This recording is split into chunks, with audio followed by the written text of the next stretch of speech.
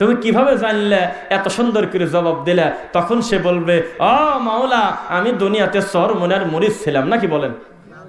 আপনি জানেন না কেন পারলাম? আমি নকশবন্দি করতাম, আমি সৃষ্টিয়া করতাম, আমি ফুরফুরা করতাম, তাই বলবে নাকি?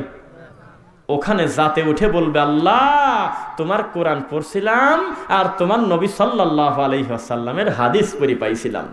ওখানে আর কয় না যে আমি মকসেদুল মুমিনিনে পাইছিলাম, আমি বেহেশতে জেবরে পাইছিলাম, আমি তাজকিরাতুল আউলিয়াতে পাইছিলাম, আমি কসাসুল আম্বিয়াতে পাইছিলাম, আমি ফাজাইলের সিরিজ থেকে পাইছিলাম।